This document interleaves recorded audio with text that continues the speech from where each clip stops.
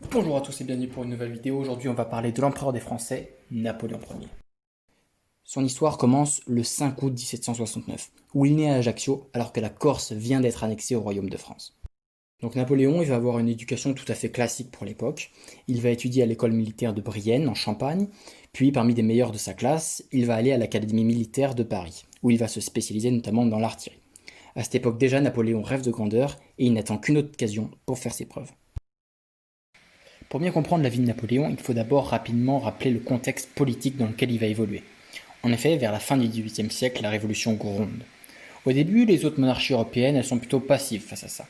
Elles se disent que ça va affaiblir la France, qui est plutôt une bonne nouvelle pour eux. Mais avec l'arrestation de Louis XVI, ça les fait réagir. En effet, ils craignent que les idées révolutionnaires se propagent dans leurs pays respectifs. Donc la Prusse va s'allier à l'Autriche pour restaurer la monarchie française. Cependant, ils sont arrêtés par les armées révolutionnaires à Valmy. Fort de cette victoire, les révolutionnaires proclament la République et exécutent le roi Louis XVI. Cela a pour effet d'augmenter la colère des autres États européens. La toute jeune République française subit alors des attaques de toutes parts. Parmi elles, on peut citer la prise de Toulon par les Anglais. Justement, Napoléon est envoyé à Toulon pour récupérer les territoires perdus. Au lieu d'attaquer les Anglais de front, Napoléon va décider de poser ses troupes au sud de la ville. Là, il pilonne les positions ennemies et gagne la ville en moins de 2 jours. Napoléon est alors promu, mais un changement de gouvernement va le contraindre à errer pendant toute une année dans la capitale. Le vent tourne cependant en 1795, alors qu'une révolte royaliste a lieu à Paris. Napoléon est chargé de mater cette révolte. Ce qu'il va faire, c'est tout simplement demander à ses soldats de tirer sur le peuple. Résultat, la révolte est matée très rapidement. En guise de récompense, Napoléon obtient le commandement de l'armée d'Italie. Cette dernière est en mauvais état. Les soldats sont sous-alimentés et sous-équipés. Napoléon réussit cependant à les motiver grâce à son charisme et en leur promettant les richesses de l'Italie du Nord. Soldats, vous êtes nus, mal nourris. Je peux vous mener vers les plus fertiles terres d'Europe. De grandes villes, de riches provinces seront en votre pouvoir. Sur ces paroles et en profitant de la rapidité de ses troupes, Napoléon soumet l'armée de Piémont-Sardaigne, puis bat les Autrichiens, auprès desquels il obtient un armistice. Napoléon rentre alors à Paris, victorieux. Le gouvernement va maintenant lui demander de s'attaquer à l'Angleterre, ennemi toujours de la France. Napoléon, au lieu de les attaquer de front sur leurs îles, eh bien, il va préférer s'attaquer au territoire d'outre-mer de l'Angleterre, c'est-à-dire notamment l'Égypte. Il va donc conquérir de grandes villes comme Alexandrie ou bien le Caire. Napoléon laisse alors ses troupes sur place et rentre à Paris. Là, il participe à un coup d'État et se fait nommer premier consul. Il va profiter alors d'être à la tête de l'État pour réformer la France, aussi bien au niveau des armées, des sciences, de la technologie, de l'industrie, etc. Pour la première fois depuis des années règne la paix en France. Le 2 décembre 1804, Napoléon se couronne lui-même, c'est-à-dire qu'il va prendre la couronne des mains de l'évêque et la poser lui-même sur sa tête.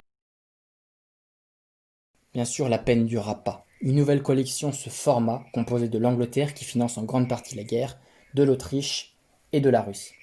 Napoléon, avec sa grande armée, les bat les uns après les autres, avec notamment la bataille d'Austerlitz où il va séparer les armées austro-russes.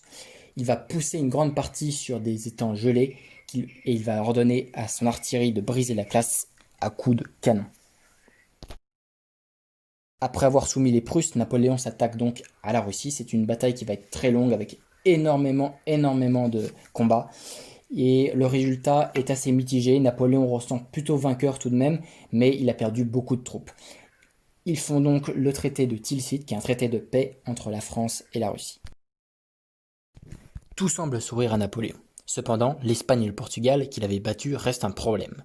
Les mouvements de résistance se multiplient, et l'Angleterre de son côté n'hésite pas à envoyer des troupes en Espagne pour comploter contre Napoléon. Malgré ces quelques problèmes en Espagne, Napoléon contrôle presque toute l'Europe. Il reste tout de même l'Angleterre, à l'abri sur son île. Pour y remédier, Napoléon instaure le blocus continental, c'est-à-dire qu'aucun pays européen n'a le droit de commercer avec l'Angleterre. Cependant, le Portugal et la Russie refusent ce blocus. Napoléon décide alors de réattaquer la Russie. Le début de la campagne est victorieux. Les troupes françaises avancent et les troupes russes sont contraintes de reculer. A noter tout de même que les Russes pratiquent la technique de la terre brûlée, c'est-à-dire qu'ils vont tout brûler derrière eux, ne laissant aucune ressource à leurs adversaires. Aux portes de Moscou, Il y a eu une grande bataille où notamment beaucoup de personnes sont mortes des deux côtés. Cependant, Napoléon arrive quand même à prendre le dessus et entre dans Moscou. Cependant, Moscou est totalement vide. Seuls quelques soldats qui s'étaient cachés mettent feu à la ville. Napoléon est alors contraint de reculer, de défendre ses propres frontières, de défendre le Rhin et puis de défendre Paris. Et à la suite de cette retraite, évidemment, Napoléon abdique car les Russes sont entrés dans Paris. Napoléon fut alors envoyé sur l'île d'Elbe, juste à côté de la Corse. Et la monarchie est réinstaurée avec à sa tête Louis XVIII qui est peu apprécié des Français. Sachant cela, Napoléon a voulu retenter sa chance.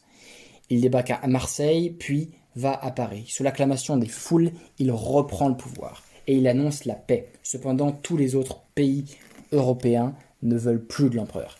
Il forme donc une dernière coalition et attaque la France. Napoléon monte sa dernière armée et va au-devant des troupes ennemies. Le sort de cet empire français se joue alors à Waterloo, qui est une défaite française et qui marque définitivement la fin de l'empire. Napoléon ensuite fut envoyé dans le Pacifique, sur l'île d'Elbe, où le geôlier Hudson Lowe le tourmenta pendant très longtemps. À sa mort, ses restes furent renvoyés en France et enterrés aux Invalides, à Paris. Aujourd'hui, on se souvient souvent de Napoléon comme le grand conquérant, le guerrier.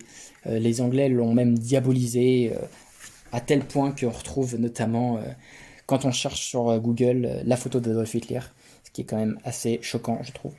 Mais il ne faut pas oublier non plus que Napoléon a énormément participé à la création des fondamentaux de notre société actuelle. Il a notamment instauré le bac, il a créé l'école prestigieuse de Saint-Cyr, il a créé la Cour des comptes, il a aussi permis l'abolition du traité des Noirs, qui sont des avancées majeures.